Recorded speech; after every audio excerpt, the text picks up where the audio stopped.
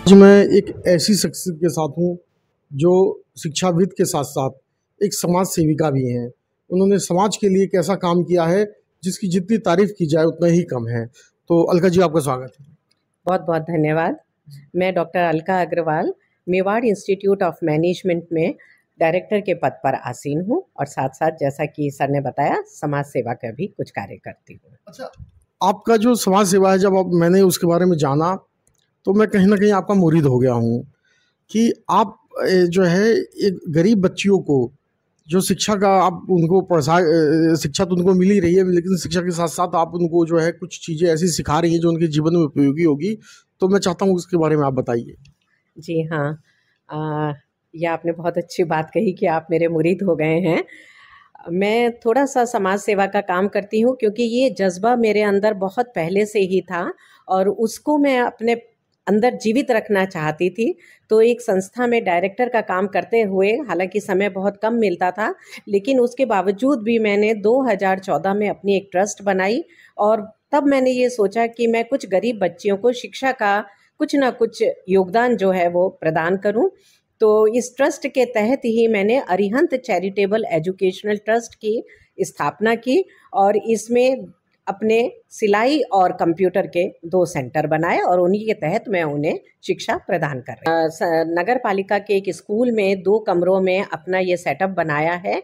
एक मैंने कंप्यूटर का और दूसरा सिलाई का। इसमें गरीब बच्चियां बिल्कुल निःशुल्क शिक्षा प्राप्त कर रही हैं, लेकिन वहाँ पर जो मैंने 2 ट्रेनर रखे हुए हैं, वो ट्रेनर की जो सैलरी होती है, एक 10,000 रुपये मुझसे लेती हैं फ़िलहाल और एक 12,000 लेती हैं और इनकी ये सैलरी मैं अपनी ही पॉकेट से देती हूँ। मैं अपनी ही कमाई में से ये सैलरी उन्हें प्रदान करती हूँ। कहीं से मुझे किसी तरह की कोई फंडिंग या कोई सहयोग नहीं है।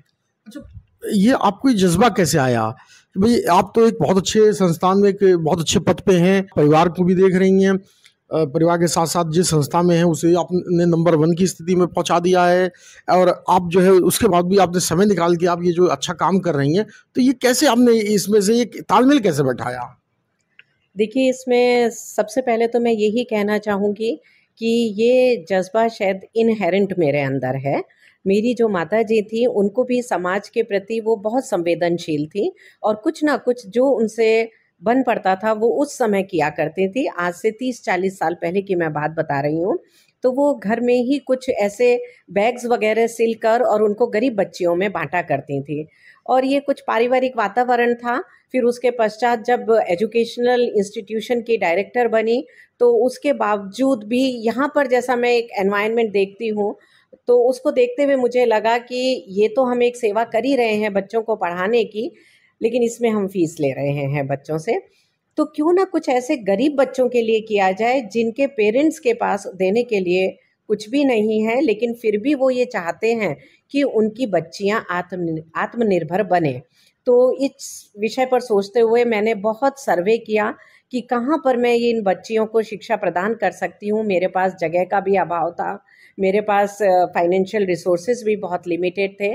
उसके बावजूद मैंने ये कार्य करने का सोचा और मैंने नगर पालिका के स्कूल में ये सेटअप बनाया। वहाँ गरीब बच्चियाँ पढ़ती हैं और उन्हीं को शिक्षा देने का ये प्रयास जो है वो मेरे द्वारा किया गया। अच्छा, अब तक कितनी बच्चियों को आपने ये जो है शिक्षा दिया है? कितनी बच्चों से कितनी बच्चियों को आपने पास आउट किया है? सबसे पहले तो मैं आपको ये बता दूं कि नगर पालिका के जो स्कूल हैं, इसमें कंप्यूटर नाम का कोई सब्जेक्ट नहीं है। तो बच्चा जब वहाँ से 12th करके निकल जाता है, उसके बावजूद भी उसे ABCD कंप्यूटर की नहीं आती है, जो मुझे लगता है कि आजकल के ज़माने में बहुत ही एक आप इसको कह सकते हैं कि एक दुविधा की स्थिति है कि बच्चा पढ़ के निकल जाएगा, लेकिन जब तक उसे कंप्यूटर का ज्ञान नहीं होगा, तो वो कैसे कोई नौकरी करेगा।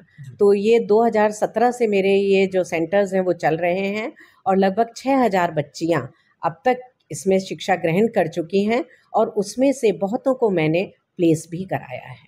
अच्छा, कितने कंप्यूटर आपने लगाया है? मैंने 30 कंप्यूटर लगा रखे हैं और 30 सिलाई मशीन लगा रखी है। अच्छा, जब वहाँ बच्चियाँ जब सीख के निकलती हैं, जब वो पहले दिन आती हैं और आखिरी दिन जब वो बिल्कुल एकदम ट्रेंड हो जाती हैं और वो कह देती हैं जी हमने कंप्यूटर भी सीख लिया, हमने सिलाई भी सीख लिया, तो उस समय क्या खुशी मिलती है आपको?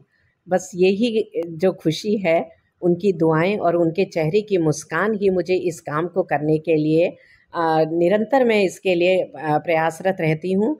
लिमिटेड रिसोर्सेज में भी मैं उसको इसीलिए कर रही हूँ क्योंकि उनके चेहरे की खुशी जो है वो मुझे तरोताज़ा रखती है, वो मेरे अंदर एक ऐसे रक्त का संचार करती है जिससे कि मैं बहुत सारे काम एक साथ कर पा रही हूँ। शायद ये उन बच्चियों की ही दुआ का असर है, क्योंकि जब वो ये बोलती हैं, मैं जाती हूँ कई बार उनके प्रोग्राम्स में जाती हूँ, उनके लिए जब मैं कोई प्रोग्राम आयोजित करती हूँ तो वो उस प्रोग्राम में कहती हैं कि हम अलका मैम का कितना धन्यवाद करें कि हमने कभी ज़िंदगी में ये नहीं सोचा था कि हमें कंप्यूटर देखने को मिलेगा, लेकिन उन्होंने ये सुविधा हमें प्रदान करके, और वो भी निःशुल्क, हमें शिक्षा प्रदान करी है उसकी।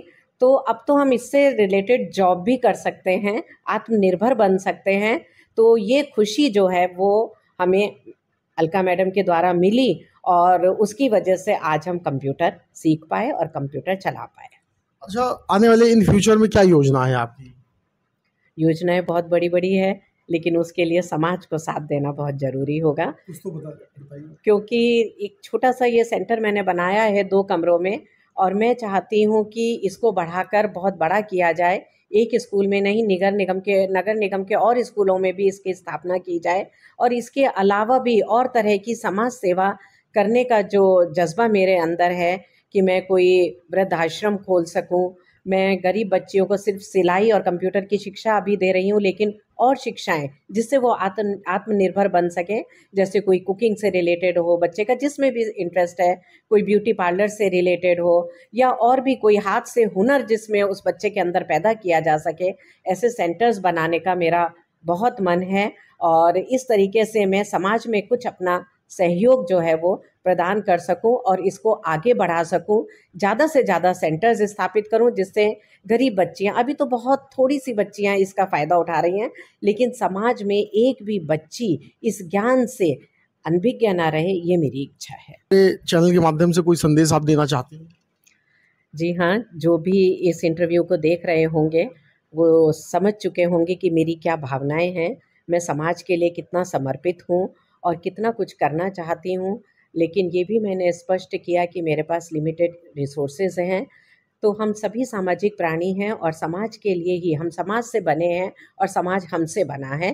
तो अगर हम इसको मिलकर करेंगे तो मुझे लगता है कि काम और अच्छे तरीके से ज़्यादा स्केल पर हो पाएगा, ज़्यादा से ज़्यादा बच्चियाँ इसका उपयोग उठा पाएंगी। उसके लिए मैं चाहती हूँ कि यही संदेश मेरा है कि आइए मेरे साथ मिलिए, और अगर आप इस काबिल हैं कि मुझे कुछ सहयोग कर सकें तो सहयोग करेंगे, तो वो समाज के लिए ही होगा।